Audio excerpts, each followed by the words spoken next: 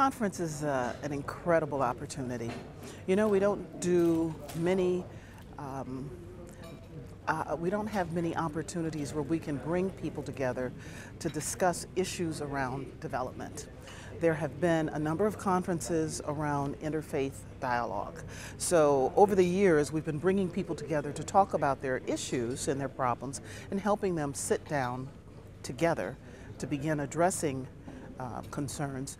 But this is the first time, I believe, where we've actually brought people together not just to talk about their faith, but to talk about what they can really do in their communities to help turn their communities around. And I think that's what's really exciting about this. The overall objective is to help countries, in this case in Asia, look at what has worked. What are some of the models and the lessons learned that they can take back to their own communities? And I think that Bangladesh is a perfect place for this conference to take place. In particular, it's because they've had such a successful Leaders of Influence program, which is a program that USAID has funded over the last 6 years.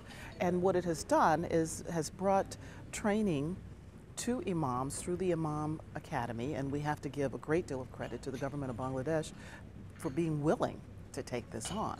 But it's teaching imams about their communities and about the issues that their communities face, whether it's with trafficking, whether it's with family planning and reproductive health, whether it's HIV/AIDS, whether it's basic education for the kids in their community, and even economic growth. How do you create jobs? How do you create prosperity in your communities? And I think this is where these religious and community leaders come together and really have a voice in this.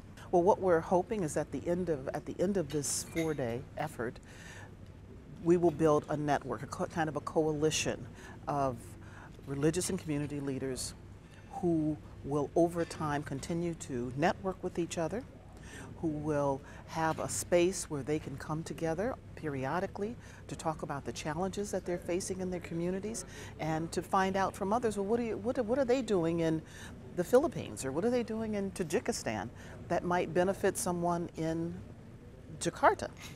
And you know, we all have our own experiences. We're all different in many ways, but we're all very similar as well in terms of what we want for our communities, for our families. And I believe that this provides a space for all of them to come together and to talk about development. How do you advance development in your countries and in your communities? And so this is encouraging leadership.